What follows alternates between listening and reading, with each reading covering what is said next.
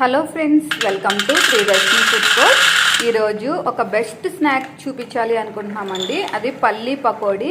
చాలా అంటే చాలా టేస్టీగా ఉంటుంది. టీ టైం స్నాక్స్లో దీన్ని చాలా ఎంజాయ్ చేయొచ్చు. టైంపాస్కి అయితే ఈ స్నాక్స్ని అసలు ఎన్ని తింటున్నామో కూడా తెలియకుండానే తినేస్తామండి. అంత బాగుంటుంది అండ్ హెల్త్కి కూడా చాలా మంచిది. ఎప్పుడైనా ఫ్రెండ్స్ వచ్చినా అప్పటికప్పుడు ఈజీగా చేయొచ్చండి.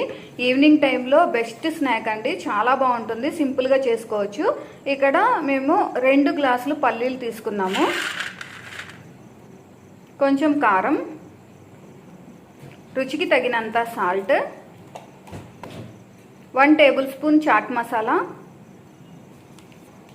1 tablespoon garam masala, 1 cup శనగపిండి వేసుకుంటున్నామండి. శనగపిండి బేసన్ అంటాం కదా, 1 కప్పు వేసుకుంటున్నాం. 1/2 కప్పు రైస్ ఫ్లోర్ అండి, బియ్యం పిండి వేసుకోవాలి. ఇవన్నీ కూడా కలిసేలాగా ఒకసారి కలుపుకోవాలి. కొంచెం కొంచెంగా వాటర్ వేసుకుంటూ కలుపుకోవాలి. ఒకేసారి ఎక్కువ వాటర్ మాత్రం అస్సలు వేయకండి. మరీ జారుడుగా కలపకూడదు, పొడి పొడిగా ఉండేలాగే కలుపుకోవాలి. అప్పుడే మనకి ఇవి విడివిడిగా వచ్చి చాలా టేస్టీగా ఉంటుంది. ఇంకా ఆయిల్ కూడా పీల్చదు. ఇలా చక్కగా కలుపుకున్న తర్వాత ఒక 1/2 లెమన్ వరకు జ్యూస్ వేసుకుంటున్నామండి. చూడండి, ఇది ఇలా పొడి పొడిగా కలుపుకోండి, మరీ జారుడుగా అలా కలుపుకోకండి. ఇలా కలుపుకుంటే విడివిడిగా వస్తాయి, ఆయిల్ కూడా పీల్చవు, చాలా టేస్టీగా ఉంటుంది. ఇవన్నీ అయితే ఇలా కలుపుకొని పక్కన పెట్టుకుందాం. స్టవ్ ఆన్ చేసుకొని ఒక కళాయి పెట్టుకొని డీప్ ఫ్రైకి సరిపడినంత ఆయిల్ వేసుకుంటున్నాము.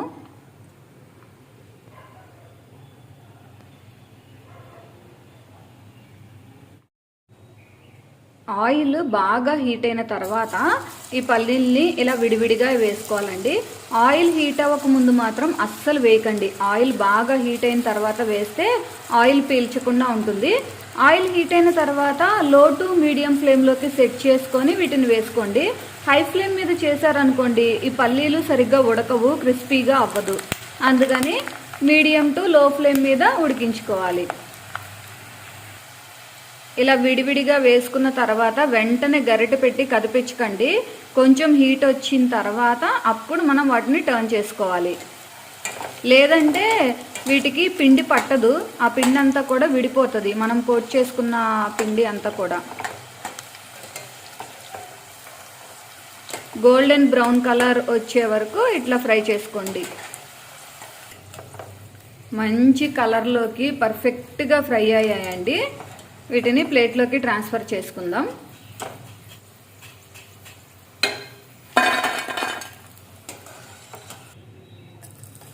రిమైనింగ్ పల్లీల్ని కూడా ఇదే ప్రాసెస్లో ఆయిల్లో మంచి కలర్ వచ్చే వరకు ఫ్రై చేసుకుందాం.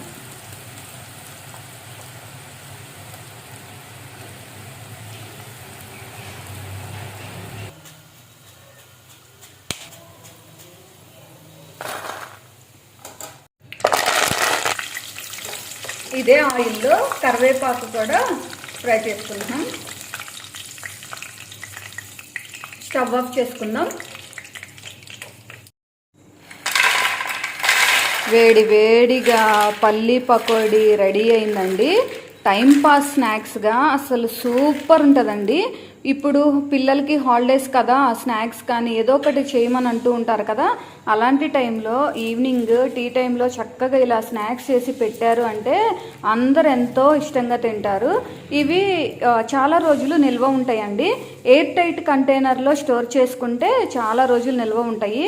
అసలు టైంపాస్కి అయితే ఎన్ని తింటున్నామో కూడా తెలియదండి, అన్ని తినేస్తూ ఉంటాము. మనం వేసుకున్న ఉప్పు, కారము, ఇంకా మసాలాలు అన్నీ కలిసి కరెక్ట్గా సరిపోయి సూపర్ టేస్టీగా ఉన్నాయండి. సింపుల్గా అప్పటికప్పుడు ఈజీగా చేసుకోవచ్చు. ఇవి హెల్త్కి కూడా చాలా మంచిదండి. మీరందరూ తప్పకుండా మా ప్రాసెస్లో ఒకసారి ట్రై చేయండి. ట్రై చేసి మీకు టేస్ట్ ఎలా వచ్చిందో మాకు కామెంట్ చేయండి. ఈ రెసిపీ మీకు నచ్చినట్లయితే ఈ వీడియోని లైక్ చేయండి, షేర్ చేయండి. మా ఛానల్ని తప్పకుండా సబ్స్క్రైబ్ చేయండి.